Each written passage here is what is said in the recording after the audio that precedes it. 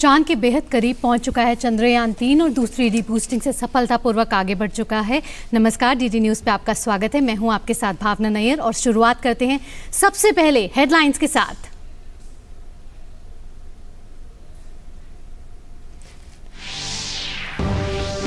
चांद के बेहद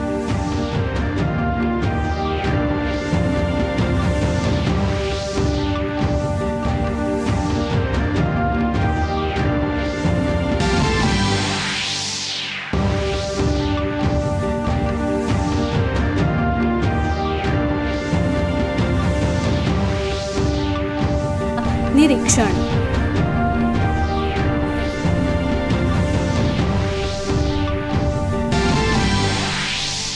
मध्य प्रदेश के दौरे पर भोपाल पहुंचे गृह मंत्री अमित शाह। भाजपा सरकार की उपलब्धियों पर आधारित रिपोर्ट कार्ड करेंगे जारी।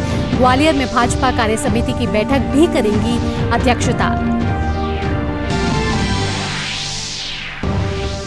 पाकिस्तान में इस्लामाबाद जा रही बस में जिंदा जले 18 यात्री। डीजल से भरी पिकअप वैन से हुई थी टक्कर। वजीरिस्तान में मजदूरों की गाड़ी में धमाका, 11 की मौत।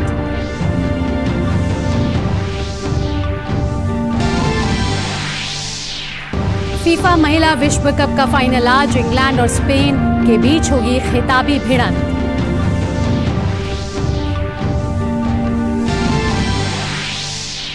और भारत और आयरलैंड के बीच दूसरा T20 मैच डबलिन में आज। 3 मैच की सीरीज में अजय बढ़त बनाने के इरादे से उतरेगा भारत।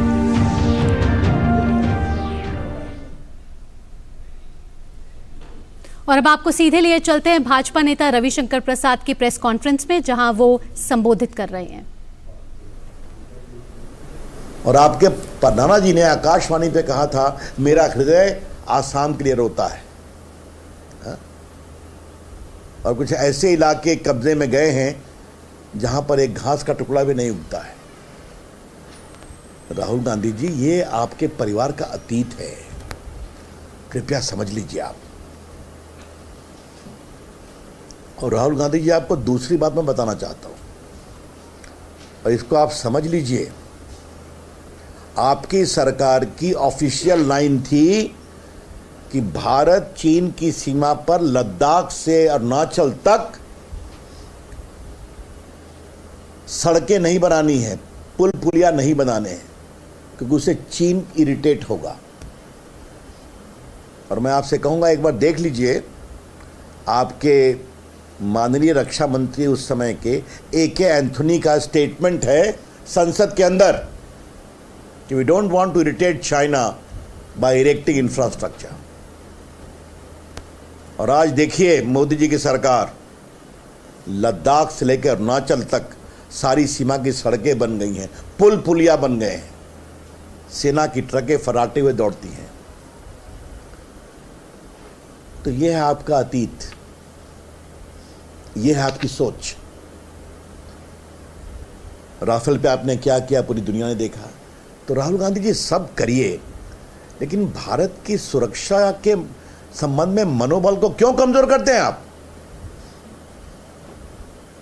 आज देखिए, 15 अगस्त हुआ है ना, लाल चौक में कितने हजारों तिरंगा लेके निकले।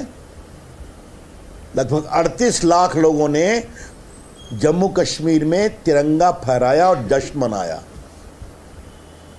पाकिस्तानी झंडा कहीं दिखाई नहीं पड़ता है। आपको अपने यूपीए के दिन याद आते हैं? और बिल्कुल गलत कहा है आपने लद्दाख के बारे में। लद्दाख के विकास के लिए, वहाँ के इंफ्रास्ट्रक्चर के लिए, वहाँ की बिजली के लिए मोदी जी की सरकार समर्पित है और खूब काम कर रही है। अब आप तो उन्हीं की बात सुनते हैं जिससे आपको अच्छा लगता है। तो आपके साथ तो टुकड़े टुकड़े गैंग के लोग चलते हैं ना, हमें पता है ना। तो आपको क्या खबर मिलती है तो आप तय करें।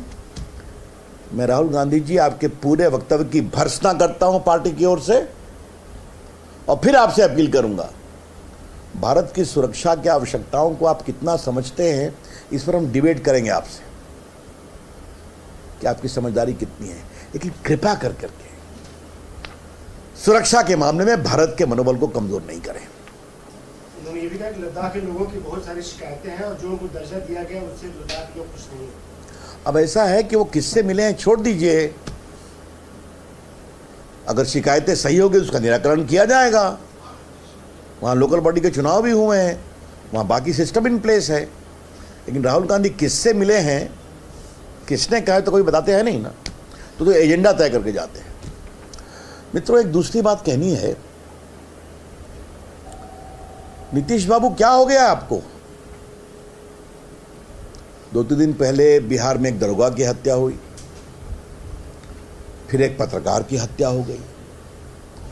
आज खबर आई है कि बालू माफिया ने गया में हमला कर दिया पुलिसकर्मियों पर, पुलिसकर्मी घायल हैं।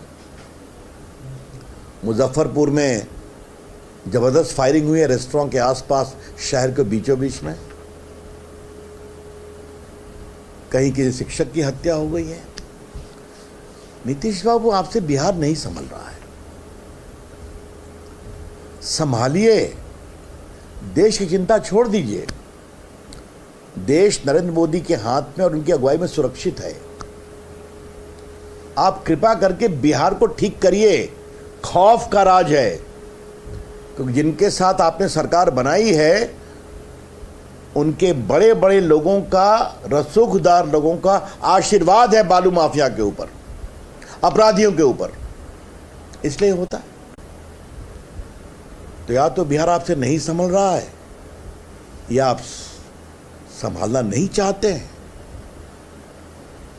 या फिर राष्ट्रीय राजनीति में प्रधानमंत्री का परोक्ष सपना देखते देखते बिहार से आप दूर हो गए।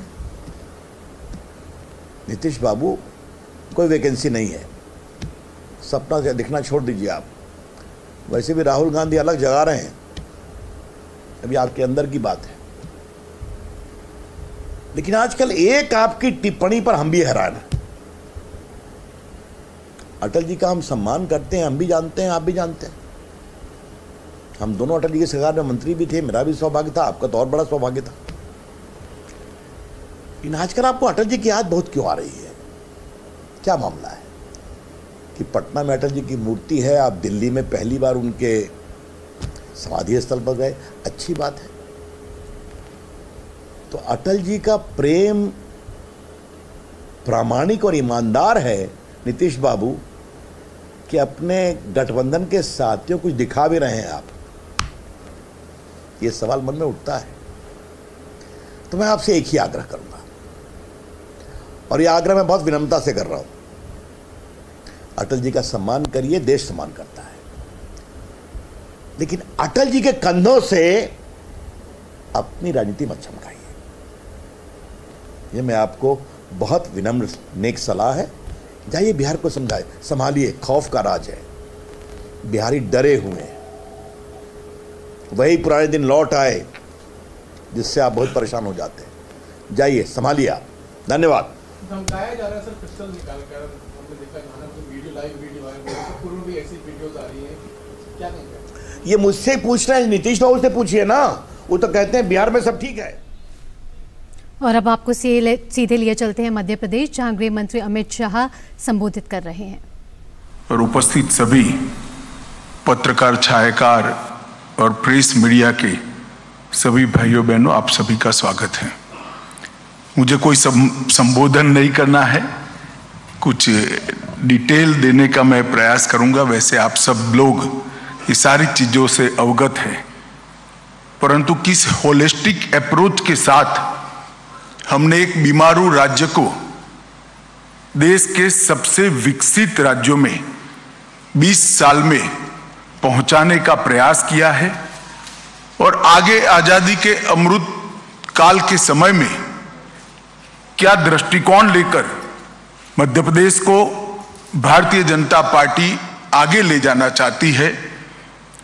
मोदी जी ने देश के मध्य भाग, उत्तरी छोर और पूर्वी क्षेत्र को विकास के थ्रस्ट एरिया के रूप में पहचान कर जो विशेष प्रयास किए हैं, इसकी भी बात मैं करना चाहूंगा।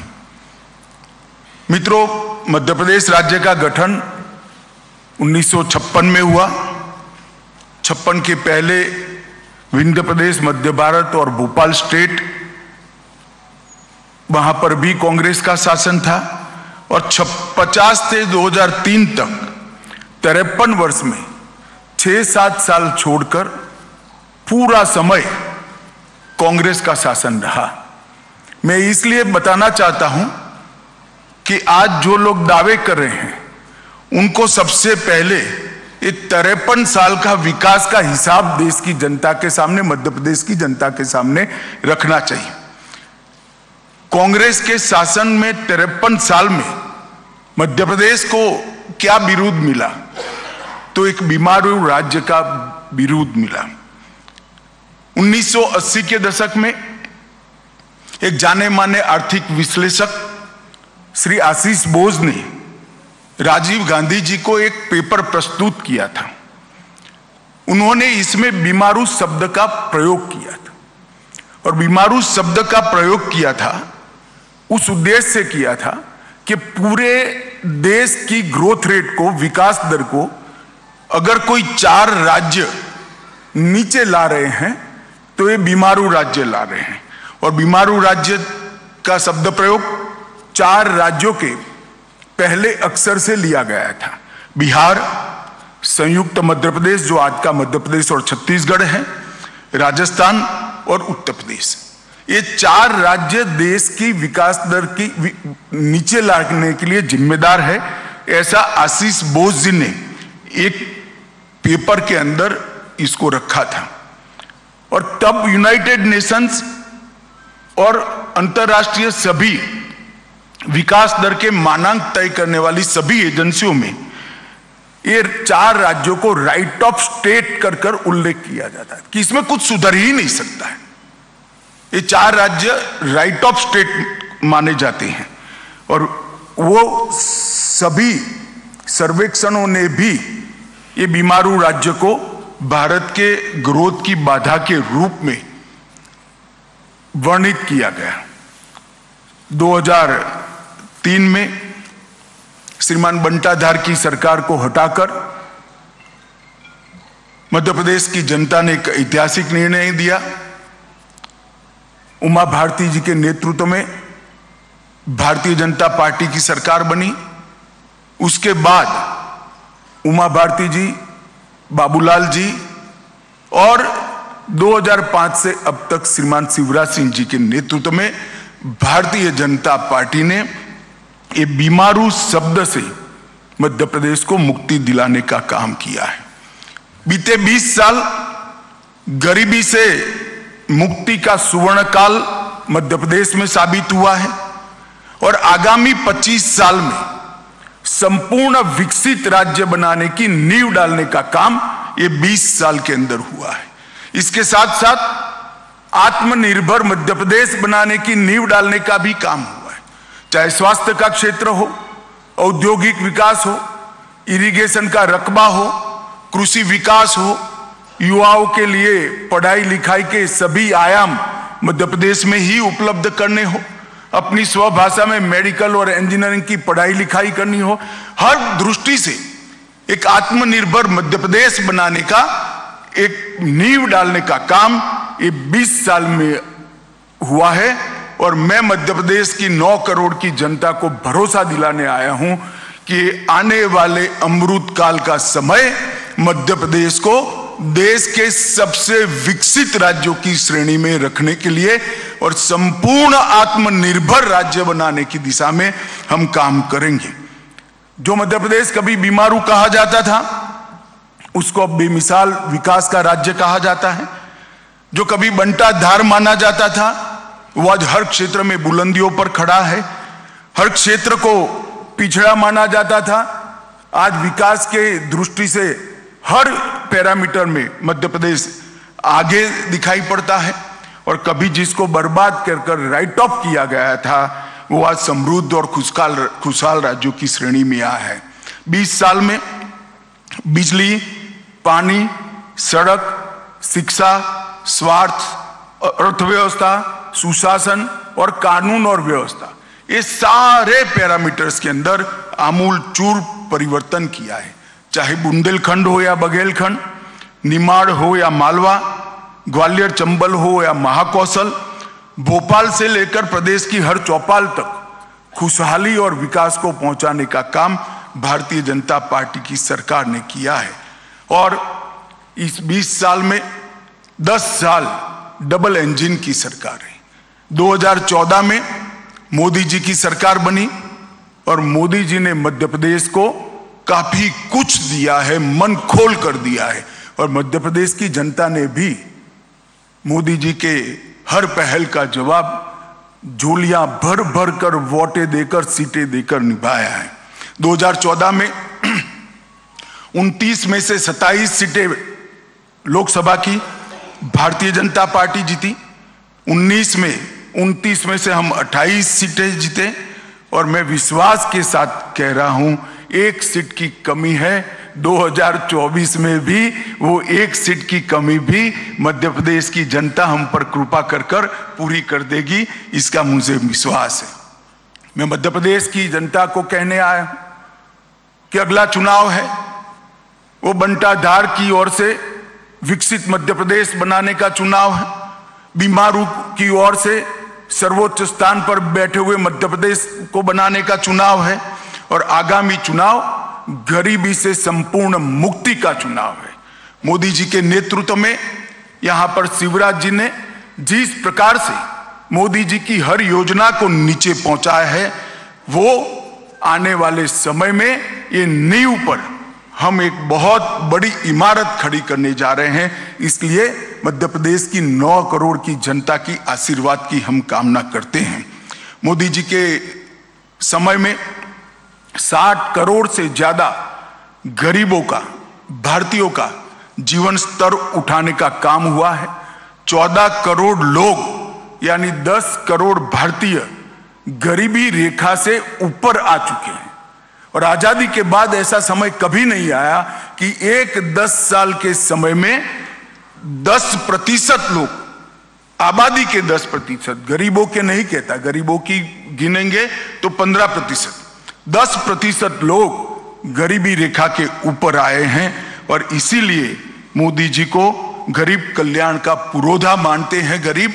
और इसका मैक्सिमम फायदा जो 2-3 राज्यों को मिला है, उसमें से एक हमारा 9 करोड़ की आबादी वाला मध्य प्रदेश है। और उन्होंने हर क्षेत्र में प्रगति की है।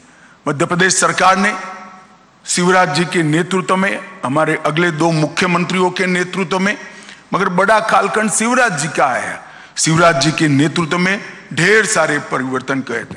और मैं मानता हूं और मैं चाहता हूं कि दाए बाए भड़काए बगैर श्रीमान बंटाधार और कमलनाथ जी इन चीजों का स्पेसिफिक जवाब दें कि 2002 में आपने बजट का कुल आकार 23,100 करोड़ पर छोड़ा था, हमने इसको 3,14,000 करोड़ पर पहुंचाया है। और ये वृद्धि का दर समग्र देश में दूसरे नंबर पर है। इसका जवाब कांग्रेसियों ने देना चाहिए। प्रदेश का शिक्षा का बजट 2,456 करोड़ से 38,000 करोड़ पर पहुंचा है। जिस प्रदेश की सरकार बजट में शिक्षा पर उचित भार न रखे, वो नए प्रदेश का निर्माण, विकसित प्रदेश का निर्माण नहीं कर सकती। भारतीय जनता पार्टी की सरकारों ने इस चीज को पहचान कर इसको अमल में लाए हैं। स्वास्थ्य का बजट लगभग 580 करोड़ था, आज 16,000 करोड़ पर स्वास्थ्य का बजट करा है। और मोदी जी की प्रधानमंत्री आयुष्मान भारत योजना इसके अंदर नहीं है। सर्व शिक्षा अभियान का बजट जो प्राथमिक शिक्षा को इंगित करता है, 844 करोड़ से 7,000 करोड़, लगभग 6650 करोड़। और मध्याह्न भोजन को गिन ले तो 7,000 करोड़ को क्रॉस किया है। SC, ST और OBC का बजट बंटाधार जब छोड़कर गए तब केवल और केवल 1,056 करोड़ था। और मैं चाहूंगा कि श्रीमान बंटाधार और कमलनाथ जी इसका जवाब दें। SC, ST और OBC मिलकर बहुत बड़ी जनसंख्या मध्य प्रदेश की आबादी की होती है। आप सिर्फ 1,056 करोड़ खर्च करते थे। भारतीय जनता पार्टी की सरकारों ने 1,056 करोड़ से बढ़ाकर 64,390 करोड़ तक इसको पहुंचाया है। प्रति व्यक्ति आय जो राज्य के सर्वांगीण विकास के लिए द्योतक होती है। आप 11,700 रुपया छोड़कर गए थे। भारतीय जनता पार्टी ने 11,700 रुपये से बढ़ाकर मध्य प्रदेश की प्रति व्यक्ति आय को 1,40,000 रुपया करने का काम किया है। मैं मित्रों शिवराज जी को यहां पर बहुत मन से साधुवाद देना चाहता हूं। 11,700 से 1,40,000 तक प्रति व्यक्ति आय पहुंचाना सारे पैमानों का रिकॉर्ड तोड़ने वाला विकास है। मोदी जी और शिवराज जी की जोड़ी ने मध्य प्रदेश को यहां तक पहुंचा है। एमएसएमई जो रोजगारी के लिए महत्वपूर्ण है, सालाना रजिस्ट्रेशन उस वक्त 4,297 उद्योगों का होता था और अब 3,61,545 उद्योगों का रजिस्ट्रेशन होता है। सड़क निर्माण, पहले तो सड़क जो निर्मित हुई थी वो भी सड़क में गड्ढा था या गड्ढे में सड़क थी मालूम नहीं पड़ता। मैं कई बार दाहोद के रास्ते से महाकाल के दर्शन करने आया था, गहरी नींद में दाहोद तक सोते थे। जैसे ही एमपी शुरू होता था गाड़ी गड्ढे में गिरते ही नींद उड़ जाती थी। मगर ऐसी भी 60,000 किलोमीटर सड़कें थी, इसकी जगह अब 5,10,000 किलोमीटर सड़कें ग्रामीण सड़कों को मिलाकर यहां बनाई दी गई है। 8 गुना से ज्यादा सड़कों का निर्माण हुआ है। राष्ट्रीय राजमार्ग 4800 किलोमीटर से बढ़कर 13,000 किलोमीटर हुआ है, करीब करीब 3 गुना बढ़ा है। कृषि विकास दर 6.5 गुना बढ़ी है।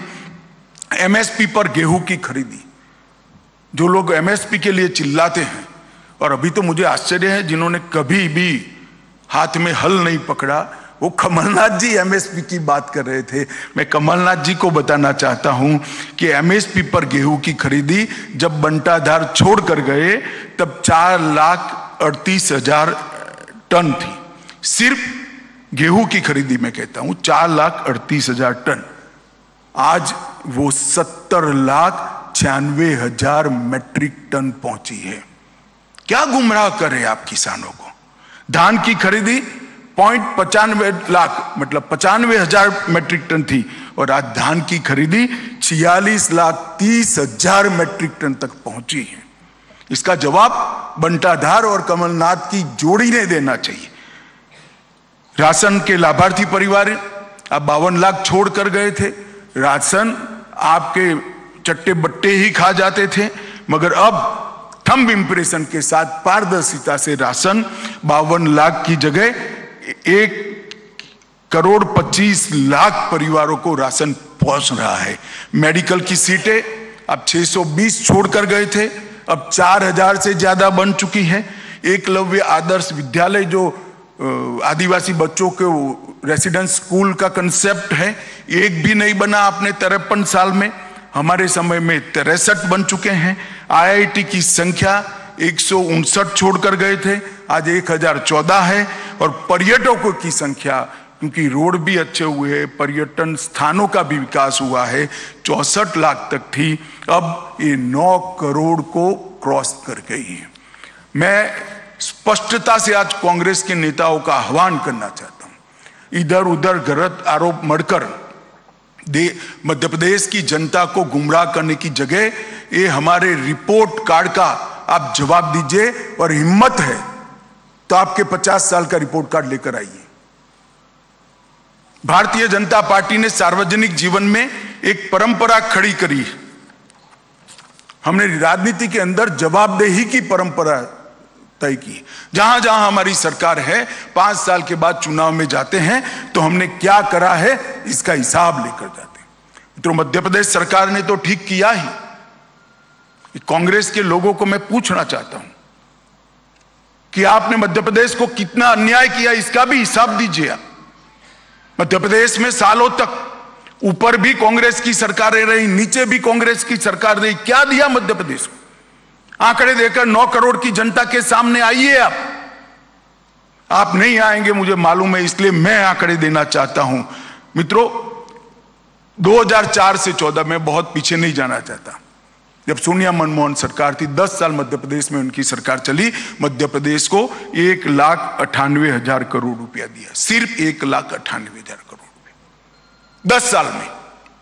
और मोदी जी की सरकार 9 साल 2014 से 23 का 8,33,000 करोड़ रुपया मोदी जी ने देने का काम मध्य प्रदेश को दिया है। और मैं तो ये डेवोल्यूशन फंड और ग्रांट इन एड की ही बात करता हूं।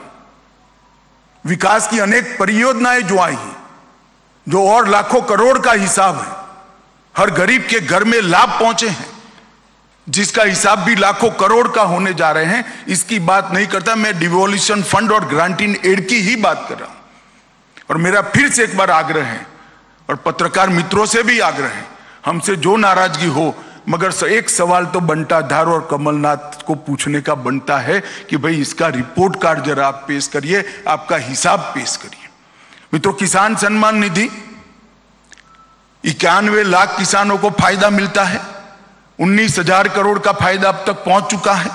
ये मोदी जी ने जो सारी योजनाएं बनाई हैं, नीचे तक डबल इंजन की सरकार ने पहुंचाई, और मोदी जी ने भी योजनाएं बनाने में भी कमी नहीं छोड़ी, और योजनाओं के ऊपर किसी भी प्रकार की कटौती नहीं रखी, लक्ष्यांक नहीं रखा है। संपूर्ण सैचुरेशन ही मोदी सरकार का लक्ष्यांक है। पहले क्या आता था, टुकड़े टुकड़ों में विकास होता था। भाई 25,000 शौचालय बनाने हैं, अब आता है कि हर घर में शौचालय होना चाहिए। 10,000 घरों में बिजली पहुंचानी है, अब मोदी जी कहते हैं हर घर में बिजली होनी चाहिए, हर गरीब को घर मिलना चाहिए, हर गरीब के घर में पीने का पानी मिलना चाहिए, हर गरीब के घर में गैस का सिलेंडर पहुंचना चाहिए।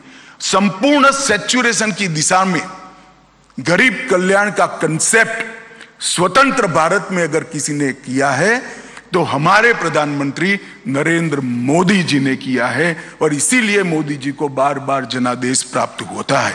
फसल बीमा 25,000 करोड़ का फायदा मिला है। जल जीवन मिशन 1.2 करोड़ घर और 60 लाख कनेक्शन अब तक पहुंच चुके हैं। आयुष्मान भारत योजना लगभग 3.6 करोड़ लाभार्थी हैं, इसमें से 30 लाख लाभार्थियों ने अपने ऑपरेशन करा चुके हैं। लगभग 80 लाख शौचालयों का निर्माण पूरा हो चुका है। अन्न योजना लगभग 1.2 करोड़ कार्ड में 5.1 करोड़ लाभार्थियों को प्रति व्यक्ति प्रति माह 5 किलो अनाज फ्री ऑफ कॉस्ट दे दिया जा रहा है। लगभग 10,87,000 गैस के सिलेंडर बांटे हैं, जिसमें से 1,20,000 SC और ST है। प्रधानमंत्री आवास योजना 42 लाख लोगों को घर दिया गया है। संस्थाएं भी दी है। भारतीय सूचना प्रौद्योगिकी संस्था IIIT, राष्ट्रीय डिजाइन संस्था NID भी देने का काम किया है। राष्ट्रीय राजमार्गों के निर्माण में 4,000 किलोमीटर के नए राजमार्ग दिए हैं, जो कांग्रेस के कुल शासन से ज्यादा हैं। लगभग 5400 अरब रुपये से तैयार होने वाली दिल्ली मुंबई औद्योगिक कॉरिडोर, इसमें इंदौर शहर को शामिल किया गया है। 31,000 करोड़ की लागत से 906 किलोमीटर लंबा नर्मदा एक्सप्रेसवे इसका विचार किया है। 5,000 करोड़ की लागत से 300 किलोमीटर की भारत माला परियोजना को हम आगे लेकर आए हैं, और 5 वित्तीय वर्षों में, सिर्फ 5 वित्तीय वर्षों में हमने 72,000 किलोमीटर सड़कों की लंबाई को बढ़ाने का काम। मित्रों, ये जो विकास के पैरामीटर्स है, उसका जवाब मध्य प्रदेश की 9 करोड़ की जनता ने श्रीमान बंटाधार और कमलनाथ के सामने मांगा। इधर इधर की बात मत करिए भाई। मध्य प्रदेश का काफिला क्यों लूटा था, इसका जवाब दीजिए, और आपके समय में लूटा है। रेलवे में 12,000 करोड़ रुपया की लागत से 11 कॉरिडोर और कई सारे 35 से ज्यादा रेलवे स्टेशनों की विकास की बात की है। 3 एयरपोर्ट, ग्वालियर हवाई अड्डा 500 करोड़ की लागत से, रीवा हवाई अड्डा 2023 तक चालू हो जाएगा अंत के पहले, और 412 करोड़ की लागत से जबलपुर के हवाई अड्डे का भी टर्मिनल बन रहा है। लगभग 4190 करोड़ से ग्रीनफील्ड SEZ पीथमपुर में लगाया जा रहा है। 3,000 करोड़ से 600 मेगावाट ऊर्जा उत्पादन वाला सबसे बड़ा सौर ऊर्जा प्लांट खंडवा में स्थापित होगा। 2400 करोड़ से पूरे देश को गौरव हो ऐसा आदि शंकर का अद्वैत स्मारक बनाने का काम भी हमारी सरकार ने किया है। ओंकारेश्वर खरगोन में अंतर्राष्ट्रीय अद्वैत वेदांत संस्थान की भी निर्मित हम कर रहे हैं। 3900 में से 2639 लक्ष्य है, उसमें से 2648 अमृत सरोवर बना दिए गए हैं। बस 204 एकड़ भूमि में आईटी प्रदेश मध्य प्रदेश में दूसरा बनाया जा रहा है और अंतर्राष्ट्रीय क्रिकेट स्टेडियम भी ग्वालियर में बन रहा है। मध्य प्रदेश की 20 साल की उपलब्धियों को देखें तो विकास दर 16% से अधिक हुई है। प्रति व्यक्ति आय 1,40,000 रुपये से ऊपर पहुंची है।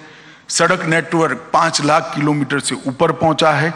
ऊर्जा क्षमता 29,000 मेगावाट से आगे पहुंच गई है। सिंचाई क्षमता में विशेष अभिनंदन शिवराज जी का करना चाहता हूं। सिंचाई का जो जाला उन्होंने बुना है करोड़ों गरीब किसानों के लिए आशीर्वाद है। सिंचाई क्षमता 47 लाख हेक्टेयर तक पहुंची है। 46 लाख बेटियों को लाडली लक्ष्मी योजना से फायदा मिला है। 53 लाख से अधिक महिलाओं को स्व सहायता समूहों से हमने फायदा पहुंचाया है। उज्जैन में महाकाल महालोक का निर्माण किया है। ओंकारेश्वर में जैसे मैंने आगे बताया एकात्म धाम बनाया है। भोपाल और इंदौर में मेट्रो रेल को सफलता से रोल आउट किया है। मेडिकल कॉलेजों की संख्या 24 तक पहुंच चुकी है। इंजीनियरिंग, पॉलिटेक्निक और मेडिकल की पढ़ाई लिखाई हिंदी भाषा में शुरू कर गरीब बच्चों के लिए एक लघुता ग्रंथि के निवारण का एक बहुत बड़ा माध्यम हमारी सरकार ने बनाया है। ट्राइबल के लिए पेशा कानून को हमने प्रस्तावित करने की देश भर में दूसरा ही राज्य है जहां शुरुआत हुई है। गरीबों ट्राइबल्स के सम्मान के लिए हमने स्वतंत्रता संग्राम संग्रहालय से लेके कई बड़े बड़े स्थानों पर हमारे प्रातस्मरणीय ट्राइबल नेताओं के नामों को जोड़ा है और आज देश में सबसे बड़े फेवरेट इन्वेस्टमेंट डेस्टिनेशन के रूप में मध्य प्रदेश चिन्हित हो चुका है।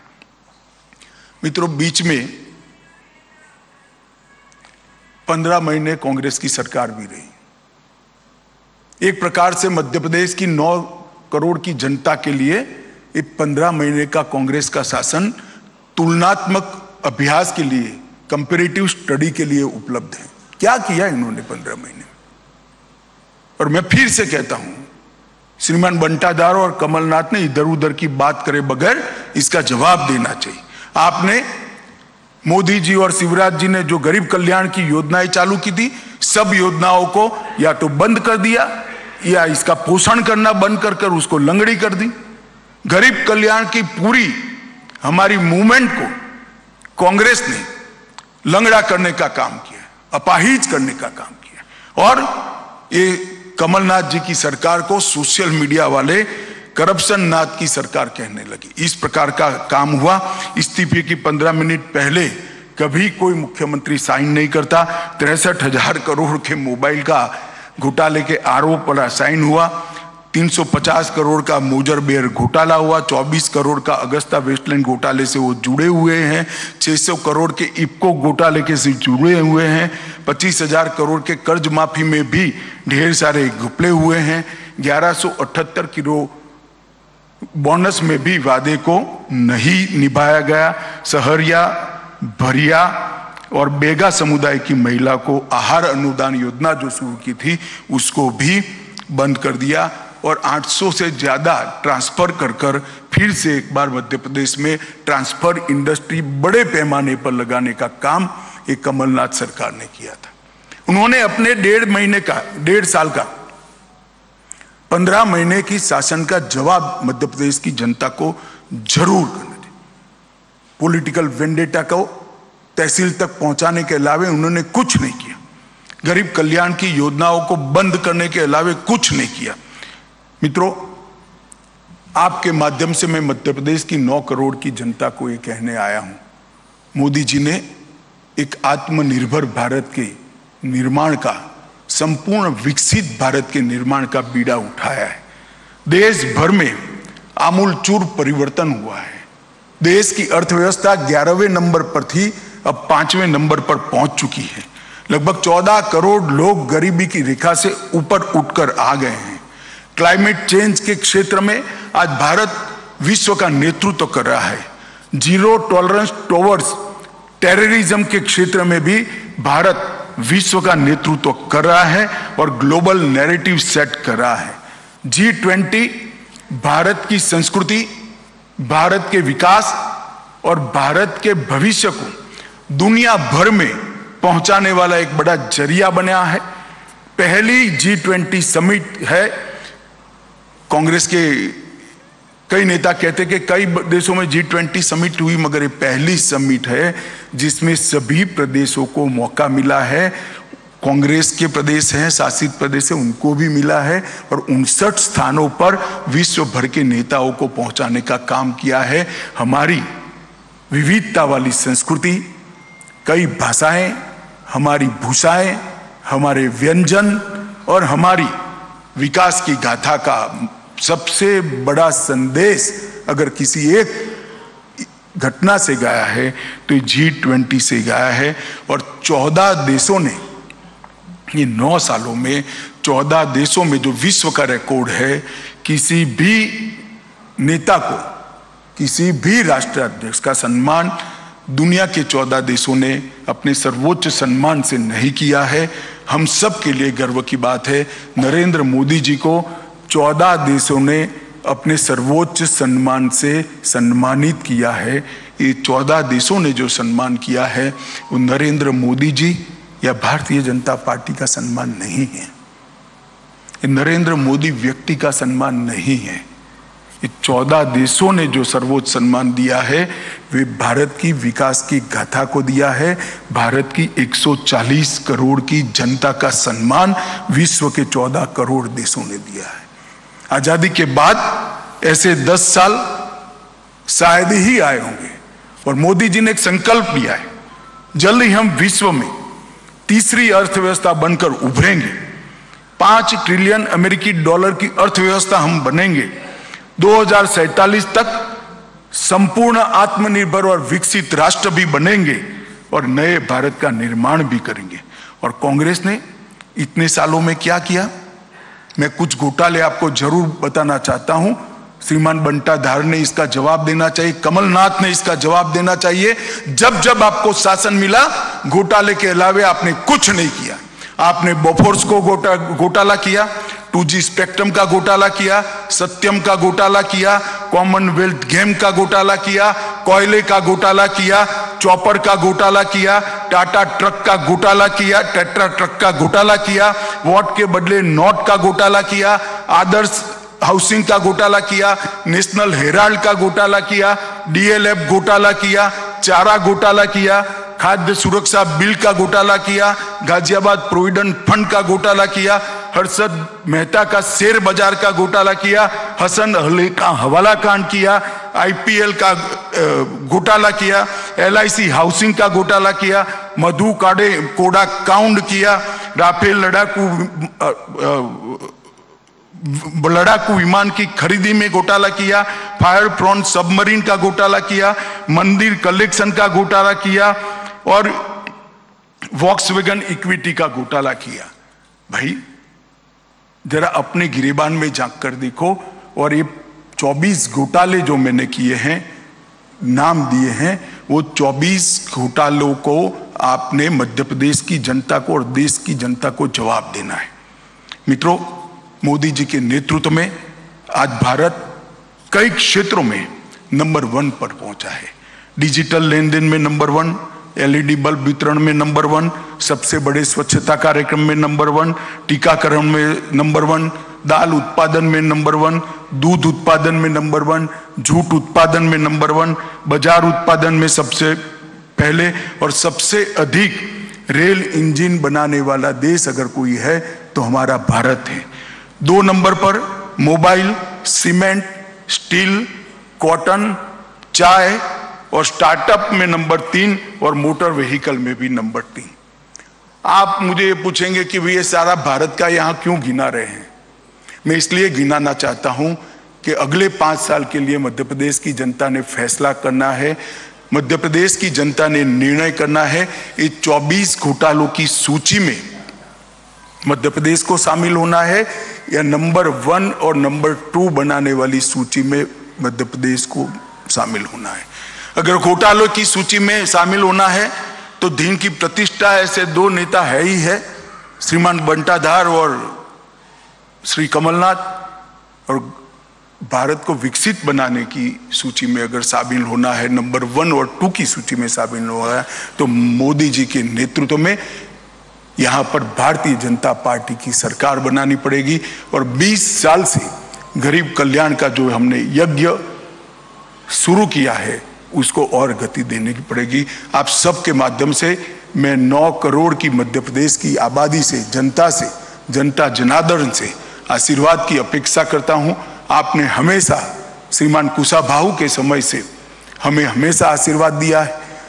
मध्य प्रदेश भारतीय जनता पार्टी के सबसे मजबूत संगठनों में से एक संगठन वाला प्रदेश है। यहाँ पर गांव तक, कस्बे तक हमारा संगठन फैला हुआ है, बूथ तक, बूथ के मतदाता सूची के पन्ने तक हमारा संगठन फैला हुआ है।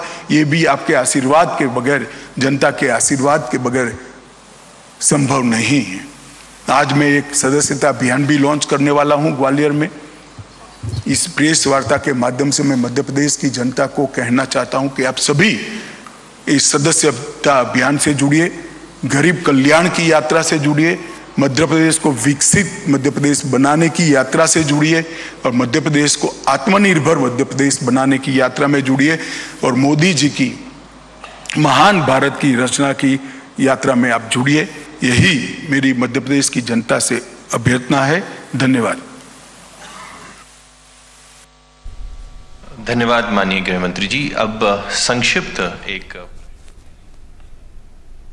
तो आप देख रहे थे भोपाल से सीधा प्रसारण, जहां गृह एवं सहकारिता मंत्री अमित शाह कुशाभाई ठाकरे सभागार भोपाल में अपना संबोधन दे रहे थे। उन्होंने गरीब कल्याण महाअभियान के तहत जो 20 साल के रिपोर्ट कार्ड है भाजपा की गरीब कल्याण से जुड़ी हुई योजनाओं की, उसको जारी की, जहां उन्होंने कहा कि कैसे प्रधानमंत्री मोदी के नेतृत्व में मध्य प्रदेश का विकास हुआ है।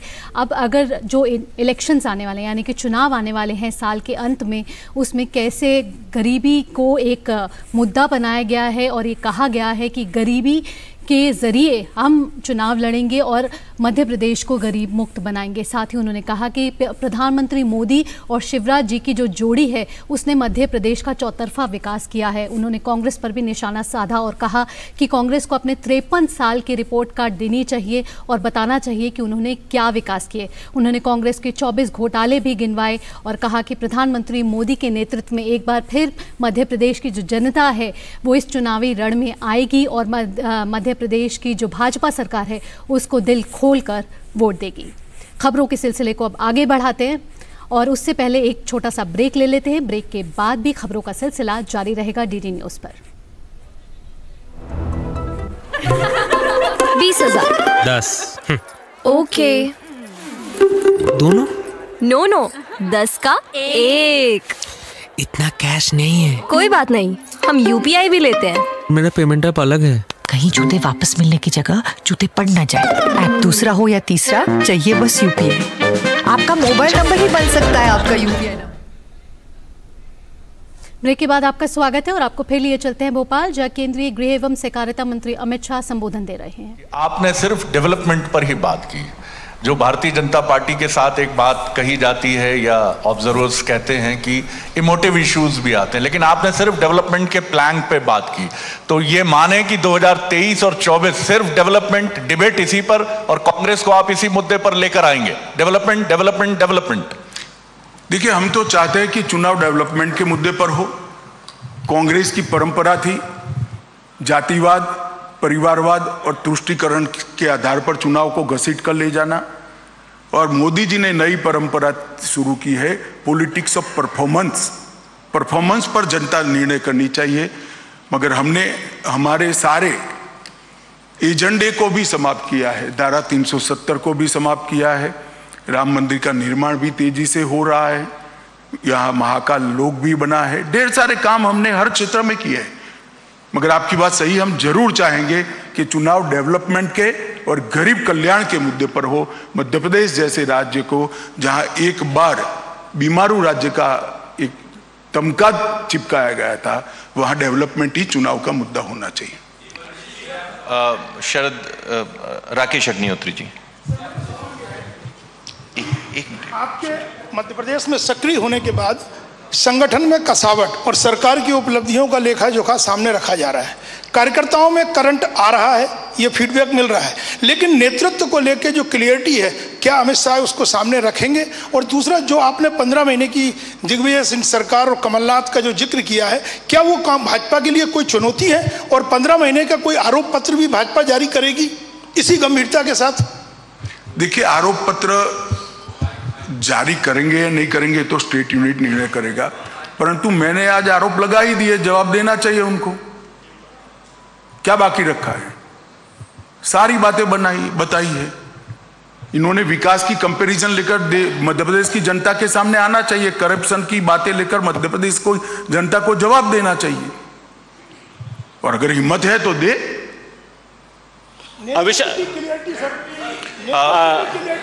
रविंद्र जैन जी। गृह मंत्री जी, मैं रविंद्र जैन हूं और अग्निवाड़ में यहाँ संपादक हूं।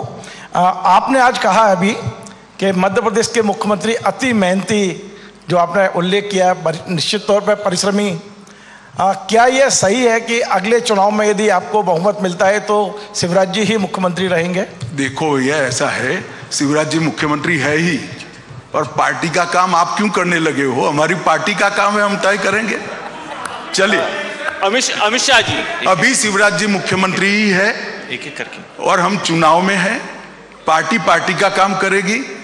मेरा आप सभी से अनुरोध है कि मोदी जी और शिवराज जी के नेतृत्व में जो कुछ हुआ है, कृपया जनता पर पहुंचाइए, तो विकास का एजेंडे पर चुनाव सेटराइट हो, और कांग्रेस भी अपने विकास की बात करती है तो उसको भी पहुंचाइए। अनिल गुप्ता जी, अनिल जी।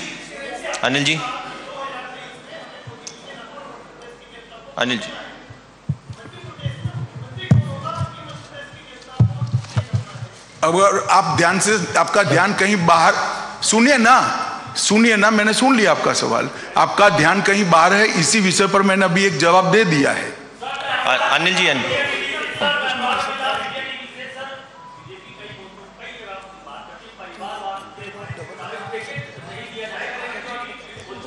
ऐसे एक एक करके।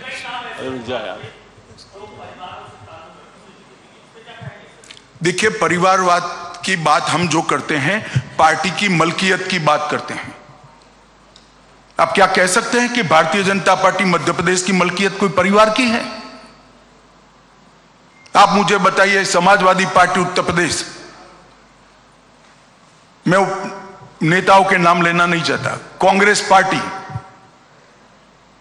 डीएमके पार्टी, शिवसेना, उद्धव गुट। परिवारवाद का मतलब है सरकार और शासन में एक ही परिवार के व्यक्ति आएंगे, इसका नाम परिवार है। कहीं इक्का दुक्का किसी के परिवारजन को योग्यता के आधार पर टिकट दिया, इसको करके आप परिवारवाद का मुद्दा डाइल्यूट मत करिए। परिवारवाद जहर है। जब पार्टियां परिवार की मलकियत बनती है तो डेमोक्रेसी के अंदर नीचे से जो लोग आते हैं उनके लिए क्या स्थान होता है? अटल जी किसके बेटे थे? मोदी जी किसके बेटे थे? राजनाथ सिंह जी किसके बेटे थे? मैं पार्टी का अध्यक्ष बना, मेरे परिवार का कोई राजनीतिक बैकग्राउंड नहीं था। नड्डा जी पार्टी के अध्यक्ष बने, कोई बैकग्राउंड नहीं है। शिवराज जी का बैकग्राउंड क्या है? कांग्रेस के एजेंडे को घुमा फिरा कर भ्रांति खड़ी मत करिए। परिवारवाद से बहुत स्पष्ट है, पार्टी की मलकियत, सत्ता की मलकियत, एक परिवार में हाथ में रहना, इसको परिवारवाद कहते हैं। अमित शाह जी, दो अभी हो गए आपका एक बार नहीं, इधर से हुआ है। हाल ही में 2 राज्यों में चुनाव हुआ है, कर्नाटक में हुआ, एक हिमाचल में हुआ। ये सारे मुद्दे लेकर आप वहां भी गए थे, लेकिन वहां भाजपा की सरकार नहीं बनी। तो ऐसा क्या है कि मध्य प्रदेश की जनता आपके इन मुद्दों को मान के यहां भाजपा की सरकार बनाई? आप वहां से क्यों अटक जाते हैं? हम मणिपुर में 2 बार जीते, आसाम में 2 बार जीते, उत्तर प्रदेश में 2 बार जीते। जाना है तो जरा और पीछे भी जाइए भाई। हम तो हारते हारते पार्टी बने हैं, हमारा कुछ नहीं था 50 में, मगर जीत का सबसे ज्यादा अच्छा रिकॉर्ड अगर किसी एक पार्टी का है तो भारतीय जनता पार्टी का है। पंचायत से पार्लियामेंट तक और 30 साल के बाद 2 बार पूर्ण बहुमत की सरकार बनाने का सम्मान अगर किसी को है तो हमारे नेता नरेंद्र मोदी जी को है। हेलो, मेरा सर मैं प्लीज सर मैं ऐसे कैओटिक सिचुएशन मत करिए। सर मैं मनीष शर्मा हूँ पंजाब केसरी का। भैया ये धरना नहीं है, धरना नहीं है, बैठ जाइए press conference. Hello, Rajesh Sarothiya ji. मैं राजेश सरोठिया हूँ, चीफ एडिटर दोपहर मेट्रो। मेरा ये कहना है कि चुनाव के समय जिस तरह से मुफ्तखोरी की योजनाओं की जो बाढ़ लगती है और कंपटीशन चलता है, ये अल्टीमेटली अगले 5 साल के लिए जो एक्सचेकर्स मनी है उससे आपकी जो सामान्य योजनाएं हैं ये उन पर सब पर प्रभाव पड़ता है। तो क्या भारतीय जनता पार्टी जो कि बहुत अच्छी उसकी बातें करती है, तो ये कोई एक पहल करेगी कि चुनाव आयोग के सामने आप ये घोषणा पत्र में जो कहते हैं कि मुफ्त के सिलेंडर, मुफ्त की फलाने, मुफ्त की बिजली, ये कैसे करेंगे आप? आपके पास बजट में क्या प्रावधान किया है और वो राज्य सरकार की जो प्रदेश की जनता है उस पर प्रभाव नहीं पड़ेगा? समझ गए, बैठ जाइए। पहली बात तो हमने चुनाव के समय में नहीं किया है। आप हमारी सारी योजनाओं को देखिए। हर घर में शौचालय प्रधानमंत्री जी ने 2015 में घोषित किया, कोई चुनाव नहीं था। हर घर नल वो 2020 में घोषित किया, कोई चुनाव नहीं था। हमारी योजनाएं और चुनाव का संबंध नहीं है। मगर आप जो कह रहे हैं, ये रेवड़िया बांटने वाली जो बात कर रहे हैं, तो गरीब को भी काफी समझ है भैया। मोदी जी ने 1 लाख का घर दिया और कोई 200 रुपये का बिल माफ करेगा तो 1 लाख का घर भूलकर 200 रुपये के बिल माफी को वोट नहीं देगा। हमें मालूम पड़ता है इतना। और हम सस्टेनेबल ग्रोथ को और लाइफस्टाइल को अपग्रेड करने में विश्वास रखते हैं। ये हमारा फर्म विश्वास है कि गरीब को गरीबी की अवस्था से बाहर निकालना और उसकी आय को बढ़ाना, ये दोनों को ध्यान में रखकर नरेंद्र मोदी जी ने सारी योजनाओं को बनाया है। हमारी राज्य सरकारों ने सारी योजनाओं को बनाया है और इस पर हम फर्मली आगे बढ़ रहे हैं। सर मैं मनीष शर्मा हूँ पंजाब केसरी से। मेरा प्रश्न है, बहन जी बाद में आप पूछेगा। मेरा प्रश्न है, इसके बाद आप पूछेगा। सर मेरा प्रश्न है, कांग्रेस पर आपने चौतरफा हमले किए और कहा कि आपकी सरकार ने डेवलपमेंट किया है। कांग्रेस का कहना है कि जब उन्होंने मध्य प्रदेश छोड़ा था दिग्विजय सिंह के समय, जब बहुत कम कर्जा था, आज मध्य प्रदेश सरकार पर कई गुना कर्जा है। तो आप बता सकते हैं कि जब दिग्विजय सिंह ने मध्य प्रदेश छोड़ा था और आपकी सरकार बनी, तब कितना कर्जा था और अब कितना कर्जा है? आपका अभ्यास जरा कच्चा है, आप कांग्रेस की बात में आ गए हैं। बजट की रकम जो है, बजट का जो आकार है, इसके अनुपात में, प्रतिशत में हमारा कर्जा कम है। बजट बढ़ता है तो कर्जा लेने की क्षमता बढ़ती है। ये अर्थतंत्र का सिद्धांत है। आप जरा किसी अर्थशास्त्री के साथ बैठिएगा तो मुझसे ज्यादा अच्छा समझा देगा। धनंजय जी, नवदुनिया। नहीं, बहन जी को पूछने दो। जी, विजय दीदी। जगत विजन और कुछ पोस्ट वगैरह भी लिखती हूँ। अमित शाह जी, अभी आपने कहा कि शिवराज जी के इसमें 20 साल में बहुत विकास हुआ, विकास की गंगा बह गई। इस आधार पे आप कह सकते हैं कि आपको कितने वोट मिले, कितनी सीटें लेंगे आप? बहन जी, कोई अंक शास्त्री या ज्योतिष को ही मिलना पड़ेगा आपको। नहीं, इस पे अंदाज तो लगता ही है। धनंजय जी। मैं नई दुनिया से धनंजय प्रताप सिंह हूँ। मेरा सवाल है, 2018 के चुनाव में भाजपा का वोट प्रतिशत बढ़ा लेकिन सीट घटी, सत्ता से आप बाहर हो गए। उस समय क्या कमी रही थी जो 2023 में पूरी हो गई है और क्या बदलाव आया है इस चुनाव? देखिए, 2018 में 2015 से कांग्रेस ने एक सोची समझी रणनीति के तहत गुजरात, मध्य प्रदेश, राजस्थान और कई राज्यों में जाति के आंदोलन खड़े करने का प्रयास किया था और जातिवाद का जहर जनता में घोलने का प्रयास किया था। 2018 का चुनाव जातिवाद के घोले हुए जहर की परछाई में हुआ था। फिर भी हमें 1 लाख वोट ज्यादा मिले थे कांग्रेस से। और इस बार उनके 15 महीने का शासन भी देख लिया है और हमारा रिकॉर्ड है ही है। मध्य प्रदेश के साथ एक ताजा कंपेरेटिव एनालिसिस करने के लिए उदाहरण उपलब्ध है। हमें पूरा भरोसा है कि आज देश की जो राजनीतिक स्थिति है, मध्य प्रदेश की जो राजनीतिक स्थिति है, हम बहुत बड़े बहुमत के साथ मध्य प्रदेश में सरकार बनाने जा रहे हैं। मनोज शर्मा जी। मनोज जी। सर, मैं मनोज शर्मा हूँ सर, न्यूज़ 18 से। आज प्रेस कॉन्फ्रेंस में आप जिनका सबसे ज़्यादा बार जिक्र किया, पूर्व मुख्यमंत्री दिग्विजय सिंह आरोप लगा रहे हैं कि मध्य प्रदेश में नूह हरियाणा की तरह बीजेपी दंगों की प्लानिंग कर रही है। चलिए, दिग्विजय सिंह को ऐसे ही आगाहियां करने का स्वभाव है। जो आदमी के मन में होता है ऐसी ही बात मुंह से निकलती है। 1 महीने बाद दिग्विजय को पूछ लेना कि दंगा क्यों नहीं हुआ। सर, गृह मंत्री जी। तो आप देख रहे थे कैसे पत्रकारों का सटीक जवाब दे रहे थे केंद्रीय गृह एवं सहकारिता मंत्री अमित शाह, जिन्होंने बताया कि कैसे मोदी जी के नेतृत्व में पॉलिटिक्स ऑफ परफॉर्मेंस की बात की गई है, कि शुरुआत की गई है। मध्य प्रदेश को कभी बीमारू राज्य कहा जाता था, लेकिन आज मध्य प्रदेश भाजपा के नेतृत्व में एक खुशहाल और समृद्ध राज्य की तरह देखा जाता है। 9 करोड़ की जो जनता है उसमें गरीबी में कमी आई है। आज अमित शाह ने कुछ देर पहले गरीब कल्याण महाअभियान के तहत 20 साल की जो भाजपा की योजनाएं, गरीब कल्याण योजनाएं, उसकी रिपोर्ट कार्ड जारी की है और उन्होंने कांग्रेस पे भी निशाना साधा है और घोटाले गिनवाए हैं। इसी के साथ बुलेटिन में इतना ही। फिलहाल मुझे और मेरी पूरी टीम को दीजिए इजाजत। नमस्कार।